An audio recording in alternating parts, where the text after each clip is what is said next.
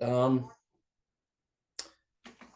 taken care of. So here's the first slide. As you can see how we talk about shelf talkers. Shelf talkers are big for drawing attention to our products.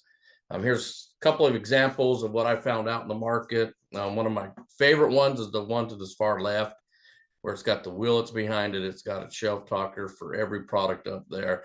It really draws the attention to it. You know, nice little write-up on every one, kind of explains what it is, its profile and everything. Casadores, where it's stretched out like that a little bit more. Still, you got a shelf talker, talking about every different one, you know, Blanco, Repo, and Yeho. These, I think we didn't have any at the time, but we can get them. And then another one, Casadores, this one actually was hiding the prices, so they put the prices on top of the card. Really cool. Didn't have one for the white añejo, but they custom made a starburst. So this is what we want it to look like in all your accounts. When we talk about shelf talking the store, you got shelf talkers at the bottom, just some different ones. All these are in the warehouse, or in the POS room. These ones you can find directly on my desk. If there's some products that you're seeing that you don't have shelf talkers, or if you're out riding with the supplier, ask them, hey, do you guys have any shelf talkers? When you go on the count, you sell it in, you ask the guy, hey, where are we going to put it? The guy tells you we're going to put it over here. When it gets delivered, go ahead and put the shelf talker up and save your space. Put it in there so he remembers, hey, this is coming in, saving my space. Does that make sense? Go to the next slide.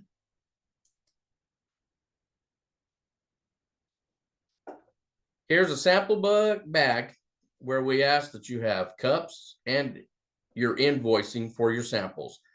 Make sure you carry this with you. Everybody should have a sample bag. When I'm out working with you, right in the territory, I want you to have a sample bag. I usually have one. Mine will definitely be different from yours, because I'm sure a lot of yours now have Core 7 products in it. Mine's going to have a hodgepodge of just everything. As you can see, here's some different stuff that I have. You know, I've got the Pedro tequila, a club soda. Here's the bourbon back here, a rum, a moonshine. Here I got Chinola, Borghetti. So I carry a whole different bag. This is a must. When you walk into an account and you're trying to sell something to a customer, it's easier to have it in hand. Even if they don't taste, you can take it out, let them look at the bottle. A lot of times it's look, we'll get it in there. And there's times where they'll say, definitely want to taste it. So when I'm working with you, this is what I want to see. I want to see a nice sample bag full of samples with your sample invoicing. I'm real big also on 750 sheets. Whatever you're sampling, you have a 750 sheet, which we'll look at that here in a little bit. So just make sure that you're completely prepared when I'm out with you. I've been on multiple work with and showed up with people who had no samples at all, or they've had one or two, haven't even pulled a bag out. If you need a sample bag, please reach out to Eric. We do have some. If we're out, Eric will make sure to get some ordered and get them to you. Always carry samples in a bag. Don't just walk in willy-nilly with it in your hand. That'll raise a lot of questions if the DOR is standing in that store. So have a bag, have your samples in it, have your sample invoicing to save all headaches. Everybody got that one? Moving on. Displays. This is the fun one. We always get pictures of displays sent to us where we have no pricing, boxes not turned the right way, boxes not cut straight. So here's a few of what we like to see. Different sizes. We like to see them off the display, kind of somewhere else in the store as a secondary, but a lot of times we don't get that option. So this is the perfect placement right here. Facing opposite direction, It's got the pricing on the different sizes. You got your 50 ml dispenser right here, which to me, this would be secondary because it's off of this basically. Got some good Tito's representation. This is thinking out of the box. This is something we didn't have here for a long time. I think this was held up in somebody's house, using it for a great example of a display. The mannequin was there. He dressed it up. Got the solo stove. Pricing here. All the bottles are faced. Got your case cards, and every one of these are facing the same direction. This is top-notch display, right? This is what we want to see. Here's another great example. Got the boxes cut straight, all facing same way. Got some little bottles here. Went thinking outside the box, threw up a tree, and Tito's love this. It's like I said, protect where we play. You want your forest and your land all clean. Put in a football, little picnic basket. Pricing.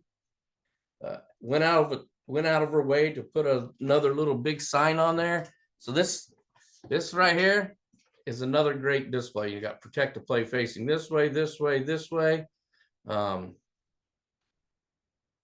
kudos to this one. We go over to this one, same thing. The only thing here is we ask is you don't put two big pieces on one display. Utilize the bigger pieces for multiple displays. This one would have been perfect with just a solo stove on it. But they went the extra mile, through a cooler up there, some chairs, looks like a lantern, got all the signage, boxes all facing the same way. Protect the play with the trail mix. Pricing. Again, this is another example of a good display. If you look around, this one really not a display, it's turned sideways. This one, there's your pricing right there, I believe. Pricing right there. And look at this one. Ours stands out by far a lot better. A lot better with that starburst. So good job here.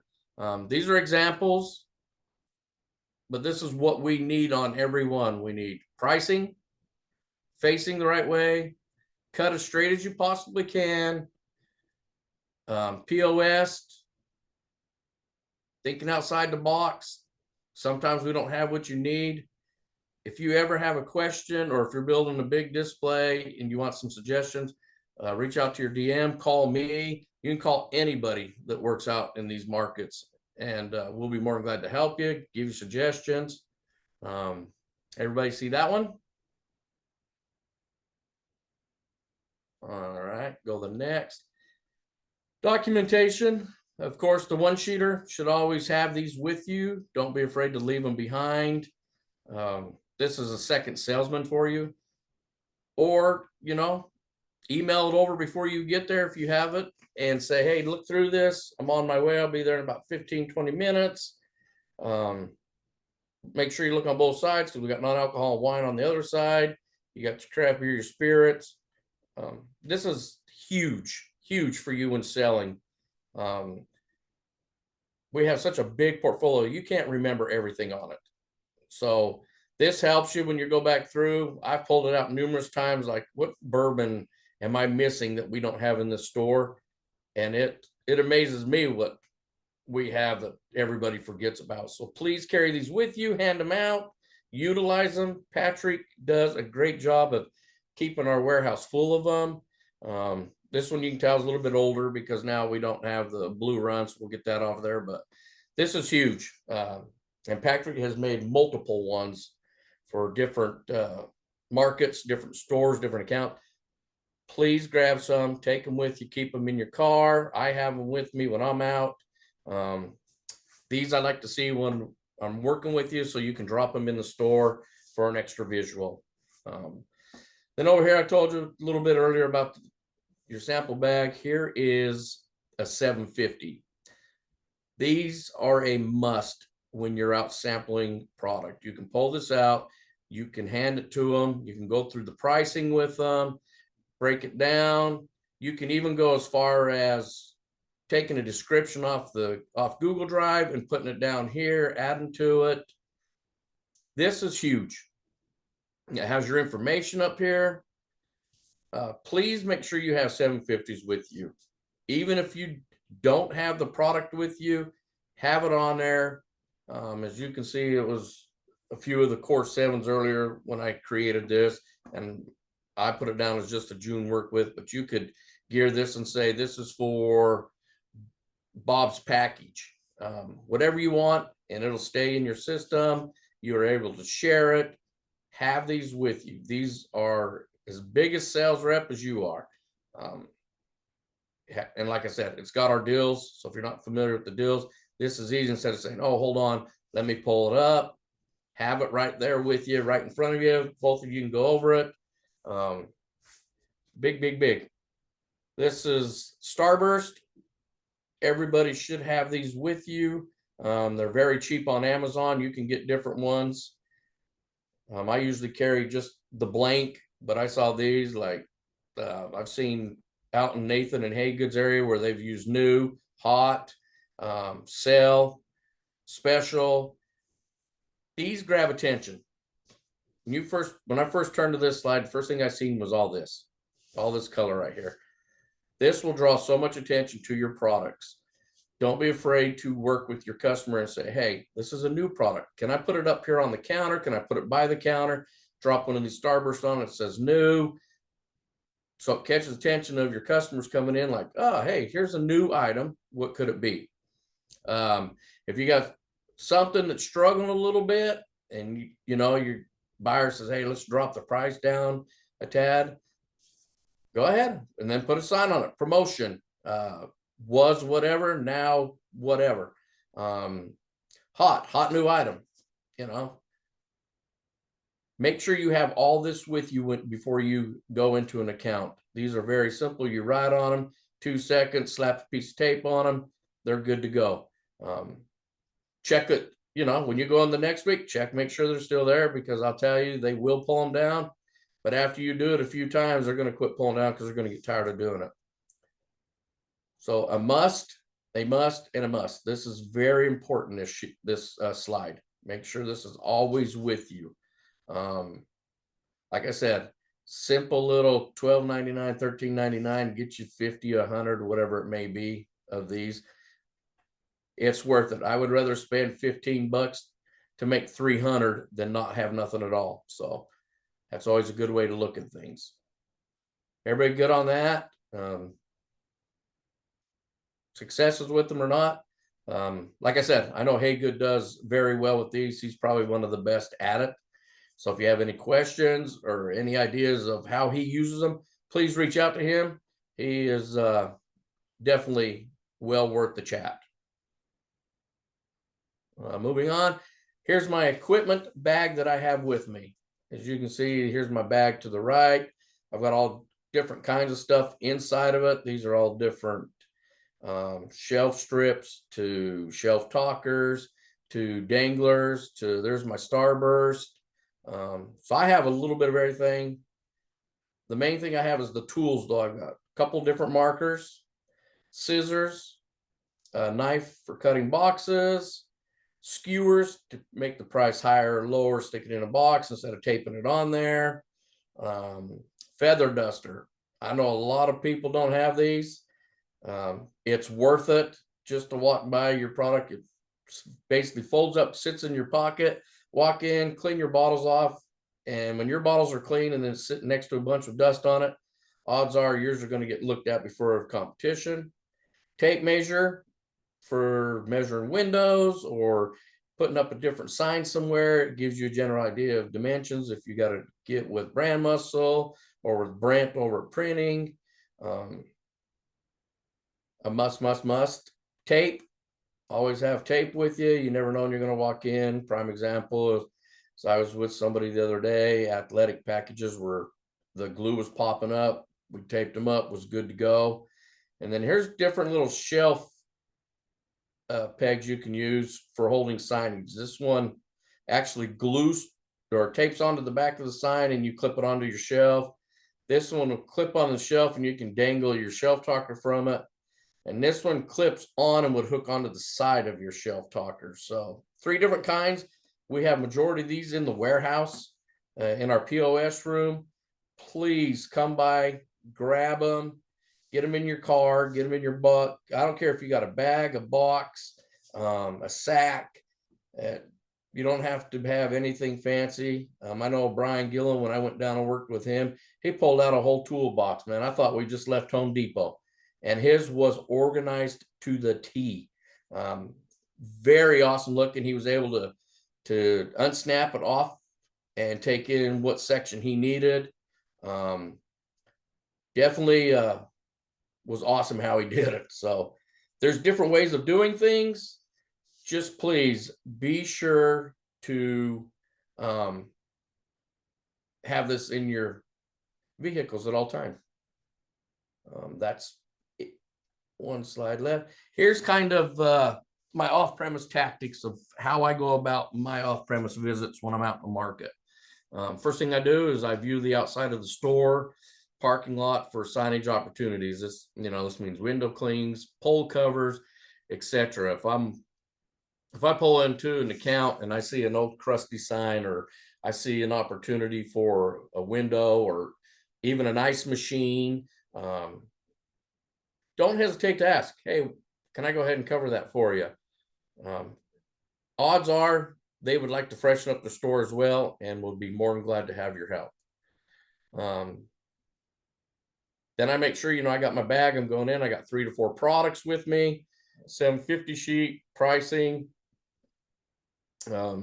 Once you get done, doing your sampling, your tasting or whatever, make sure that you are leaving your copy behind of what you just talked about and stuff, just so, they can sit there the next day and ponder it, or next time you come in and say, hey, did you have a chance to look over what I left you for pricing on these products again? And just, extra visual. When you're selling them, offer deals to upsell your customer. Example, Tito's, hey, I really only need 25, get you 2. Yeah, I understand that. But last time you did 25, get you 2, you didn't make it through the end of the month. Before the deal started again, you run out. Tell them, do the 55, get you 5, leave your price where it's at, make you some extra money, and let's see where that works. The customers love discounts and no charge goods. If you're not offering what we show monthly with the retail sheet, or what Alan drums up for you guys monthly, you're missing the ball. That is huge. Everybody likes to get a little extra to make some money, extra money that they didn't have to pay for. So always be conscious of your deals. I believe it's on your Salesman Daily, where you can go on and look at the deals, look at them, pull them up when you're inside the account, do whatever you got to do.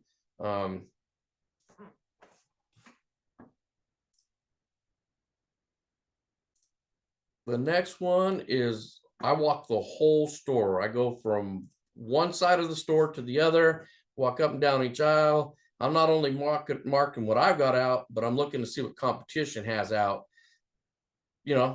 Keeping a visual on that. If it's out for a couple of weeks at a time, you bring that to your owner's attention. Hey, I've noticed I've been in here last 2 weeks. This is out. I've noticed throughout the market it's out. We have this product that'll match it. Pretty similar in price. What do you think? Let's fill your holes up, give people what they want. Let them know that you're helping them to help their customer. They're always appreciative of you going the extra mile to help them out, to help their customers. So always be cautious of what you walk. As you're walking the store, make sure you look and see which way your traffic is flowing. And by the mean of traffic flows, as soon as they come in the door, which way is 90% of them going? Are they going to the left? Are they going to the right? Are they going straight down the aisle? That's always good to know, because then you can start basing your products on the way they're flowing into the store. So that's, make that one of the top things you do. Always pay attention where customers are coming and going. Are they driving in? Are they walking in? All that plays a big part on where you position your product and what products you put in the stores. If it's a huge walk-up account, you're not going to be dropping 175s in there all the time because they're not going to be walking out with 175. So, you're going to focus on your smalls, 5200s, 100s, 375s, 750s. So not only do you have to help the customers make money, you got to see where their customers go. Take care of all your shelf talkers, POS, as you're walking the store as well. Try to get your families together. Will at Hirsch, Preacher, Tito's is a big one where, we're trying to get these block sets. Know your demographics of the store, who's coming in, the surrounding areas. If you got $1 million homes, you're not going to be pushing always something under $20, $10 in there. Put some higher stuff in there. Yes, you can put the lower stuff, but make sure you're hitting that higher end too. But also, like I just went to an account, they're by a college, talked him into It's Vodka. The guy blew out a case within 2 weeks because that's the perfect price point for your college kids. But down the road, we're pushing Tito's because that's what they're looking for. So it tells a lot about your stores when you're in there on the clientele they have. So it's, this isn't where you just walk in, shake your buyer's hands, see what's going on, and get a quick order, get out.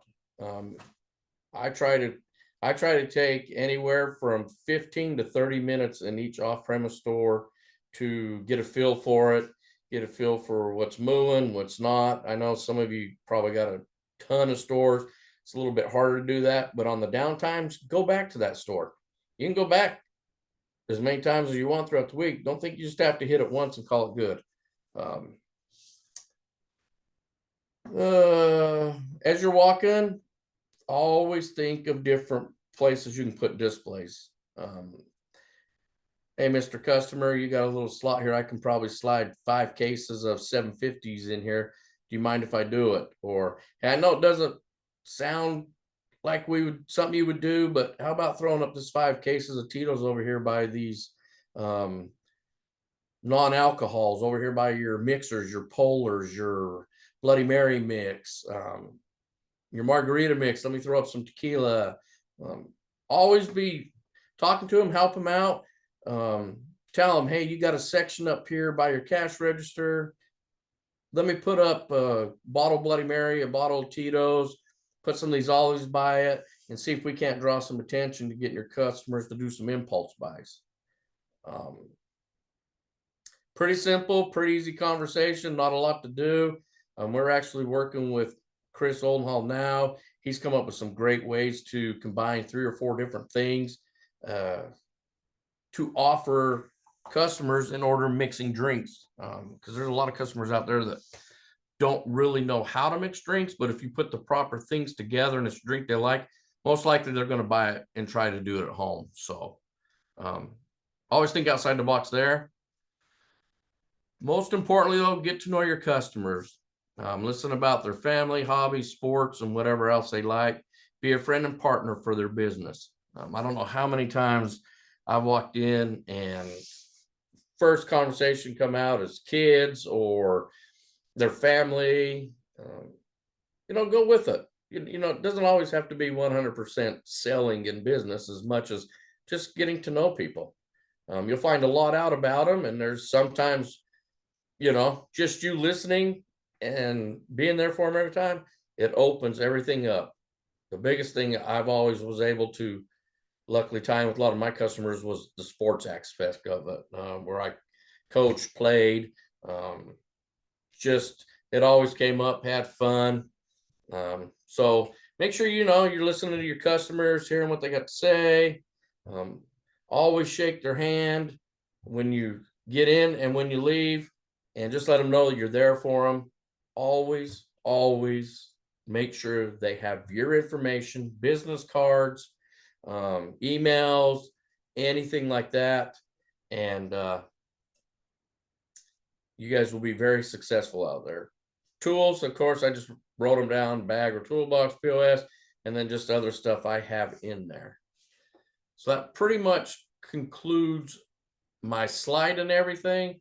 Does anybody have any questions or not sure about something I went over?